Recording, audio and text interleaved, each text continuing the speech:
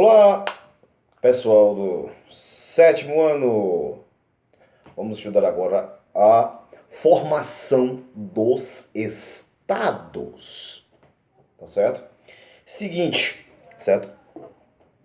Esse, digamos, é um resumão para que vocês entendam a mecânica da coisa, tá certo? Eita, vou botar o título aqui, né? Formação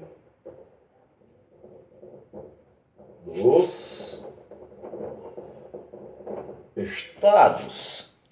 Beleza? Vamos aos principais, certo? Olha, quer dizer, digamos, na questão do capitalismo, daqui a pouco eu vou explicar, tá certo? Ó, Inglaterra, França, Portugal,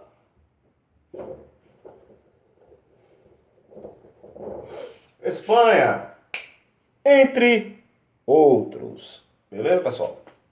Pessoal, quer dizer, minha letra continua horrível.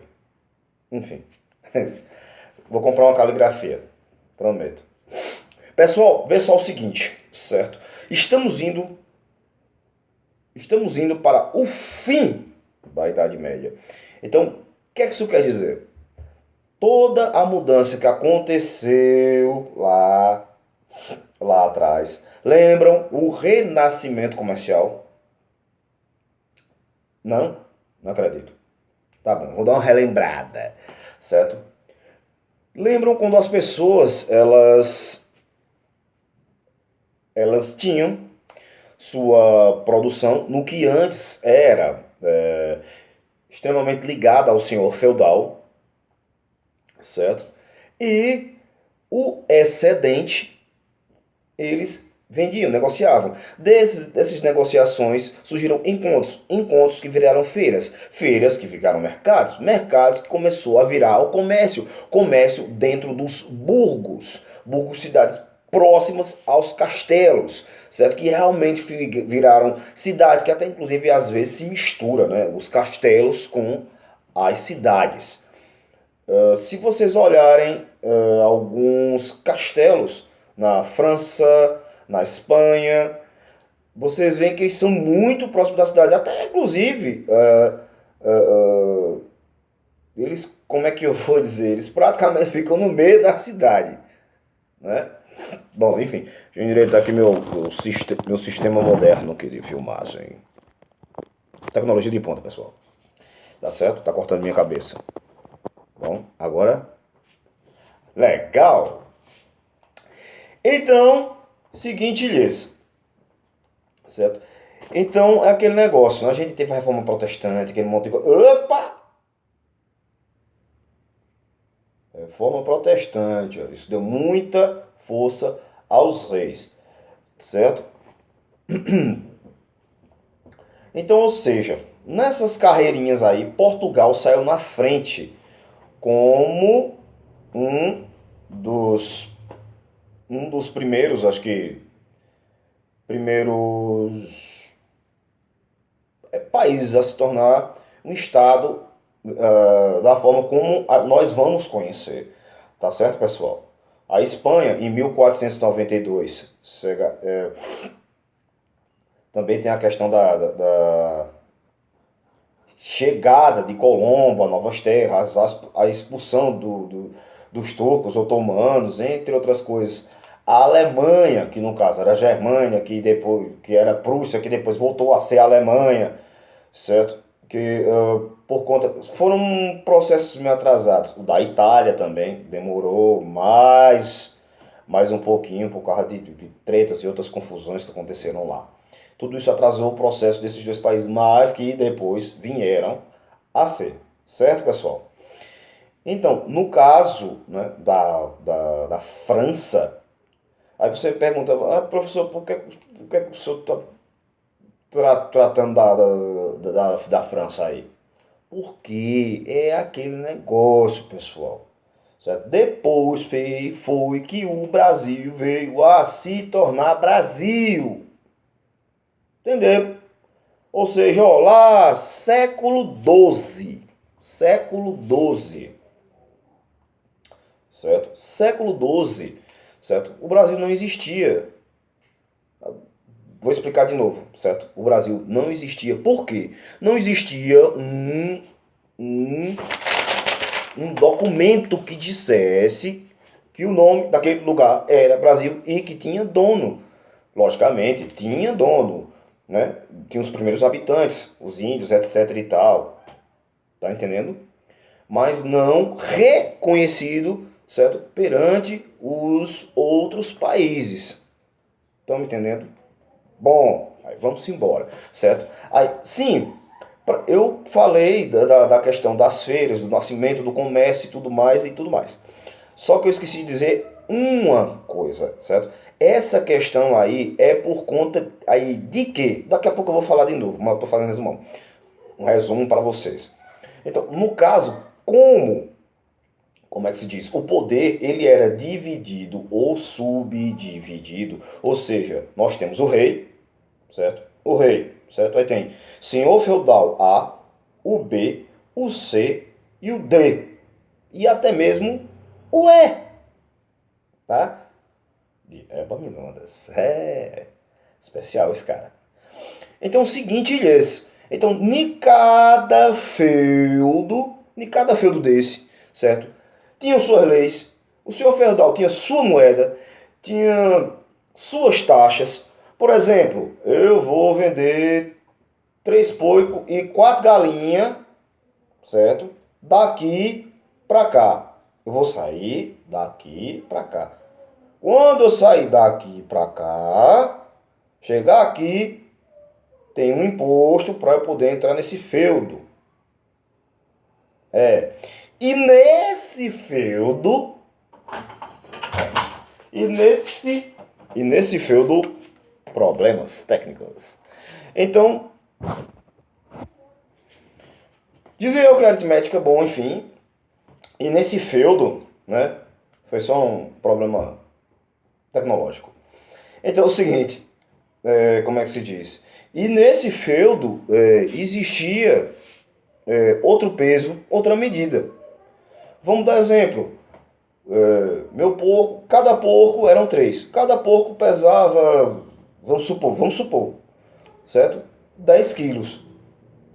Mas nesse feudo o quilo era diferente. Então, vamos dar exemplo que meu porco, ele não pesaria 10 quilos. Ele pesaria 9.200, 9.400. Então, isso dava um problema da cebola roxa. Certo? Primeiro, problema econômico. Segundo, as taxas. O terceiro, certo? As leis. Tá certo. Você tá, professor, o rei... Sim, mas o rei não exercia seu poder. Ele era apenas um representante, um governante. Certo? Ok? Outra coisa, as estradas eram uma desgraça. Era uma desgraça. Tá bom? Não vai pensando que é só o problema lá de fora, não. Ou o problema de hoje em dia, que nós pagamos muitos impostos e nossas estradas são uma desgraça. Com exceção de algumas. Tá? Uma viagem digamos, daqui para Recife, por exemplo, durava uma semana, 15 dias, 20 dias. Não era fácil. Não existia a infraestrutura que existe hoje. Estão me entendendo, né? Enfim, continuando. Sim, aí nós tínhamos essa divisão ou subdivisão do poder. Outra coisa, a burguesia mercantil. Certo? Tudo isso atravancava, atrapalhava a movimentação, os negócios. Então, ou seja, alguma coisa tinha que ser feita. Tá certo? Então, ou seja, determinada mercadoria você tem que entregar a tempo, você tem que fazer os negócios a tempo. E com estradas ruins, não dá, não tem como é que eu vou dizer, você vender como é que eu vou dizer? Pronto, eu falei dos porcos, né? Porco, galinhas, por exemplo. Não tem como você trabalhar com carne e demorar, não, por exemplo, frutas, verduras, entre outras coisas,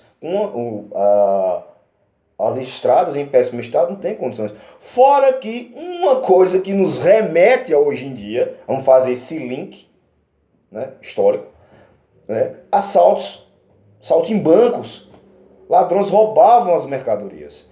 Então, a burguesia queria uma infraestrutura, segurança, tá certo?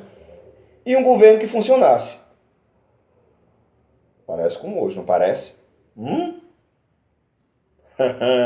Me diz você aí. Vamos embora. Então, ou seja, a burguesia disse, ô rei, o que é que nós faz para melhorar isso aí? Né?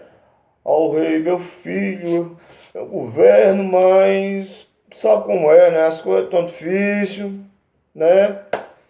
Nós tivemos a peste negra, nós tivemos a grande fome e a guerra dos 100 anos, que o negócio aqui é complicado, viu? Daqui a pouco eu vou falar referente a isso. Tá certo? Então é o seguinte. Então, os burgueses começaram a investir, ajudaram o rei em exército, estradas, pontes, entre outras coisas.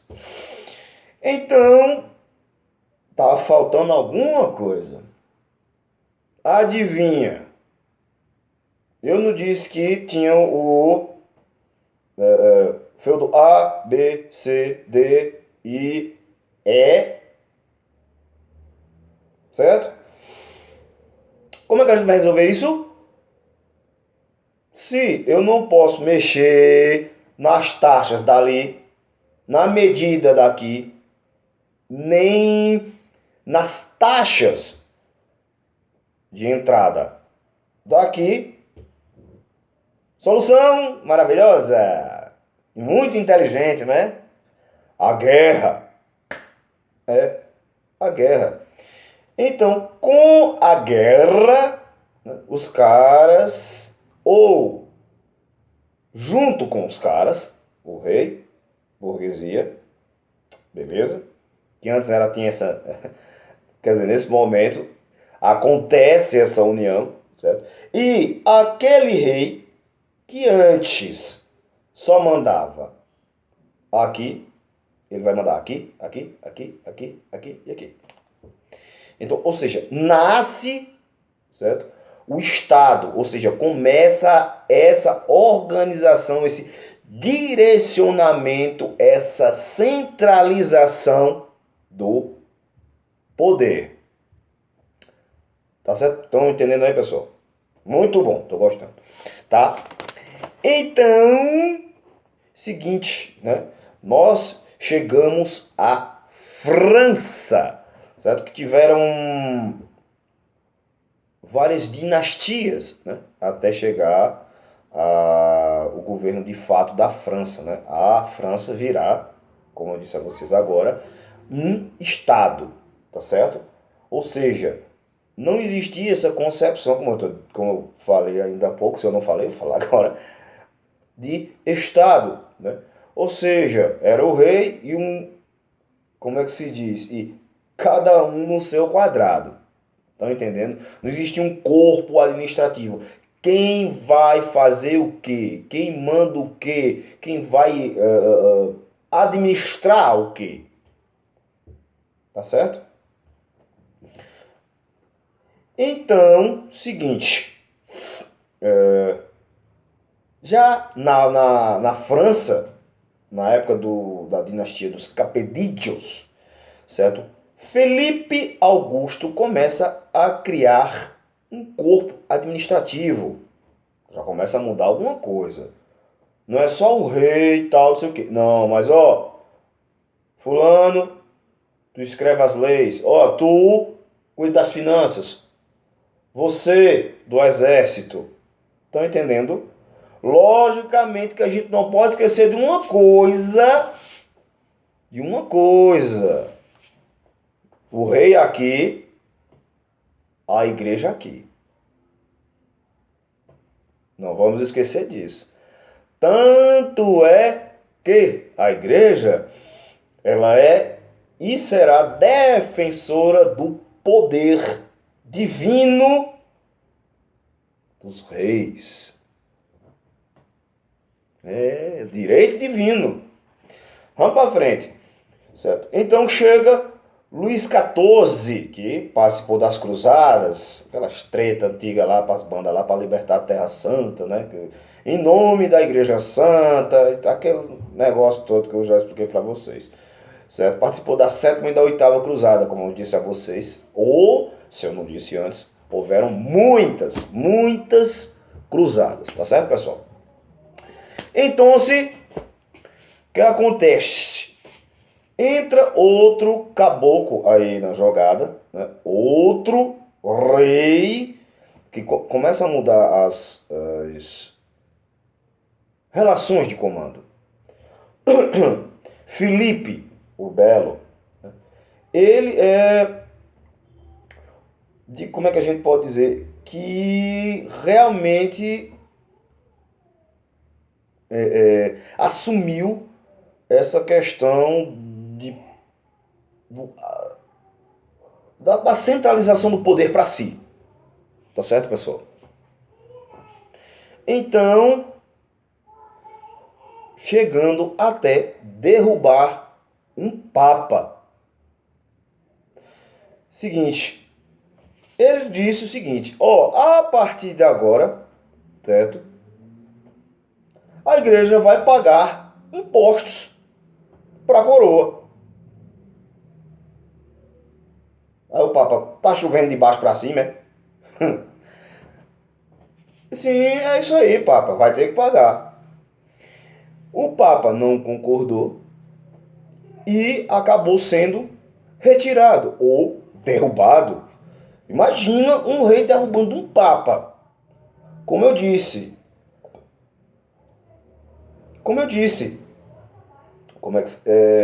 Por quê? A igreja é representante de Deus na terra. A igreja que nomeava os reis, certo? Então, por isso que muitas vezes, quando se questionava o poder dos reis, eles diziam que era divino. Então, você se opor à igreja, você se opor a Deus. Já imaginou isso? Logicamente que esse não é o primeiro caso. Não é o primeiro caso, certo? Lembrem de Henrique VIII. Não esquece de Henrique VIII. Tá bom, pessoal? E nomeou um Papa francês e transferiu a sede da igreja, que era em Roma, para Avignon, no sul da França, que inclusive há 70 anos que existia esse papado, viu? Que ele dispensou, né? Deu o aviso prévio. Aí a gente já parte para outra dinastia, dinastia Valois, quer dizer, Valois, certo? Eduardo III disse que por ser neto de Filipe o Belo, porque Filipe o Belo, voltando um pouquinho para trás, pessoal, ele tinha falecido. Então, só que os caras não queriam um inglês administrando a França. Mas como Eduardo III, né, tinha parentesco familiar com uma rainha francesa, então ele acabou assumindo o trono da França, certo? E dentro dessa bagunça toda, né, aparece o quê? Uma heroína na Guerra dos 100 Anos entre a França e a Inglaterra, né?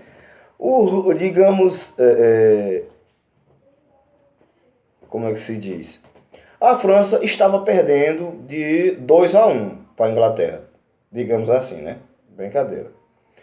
E o que acontece? Surge Joana d'Arc, uma guria de 16 anos, dizendo que falava com Jesus, com Nossa Senhora, com os ET, com os Power Rangers, com todo mundo, tá certo?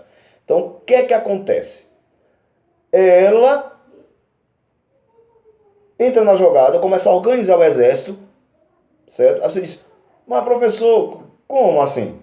Não, o rei disse, vai lá, se der certo deu, se não deu a culpa vai ser sua. Entendeu, né? A culpa vai ser sua. Entendeu, né? Tá certo? Então, com já dos 16 aos 19 anos, ela conseguiu resolver a treta com a Inglaterra. A França virou o jogo, ganhando de 3-2 nos 45 do segundo tempo. No sprint final. Foi legal? Top, mas infelizmente ela foi capturada pelos ingleses.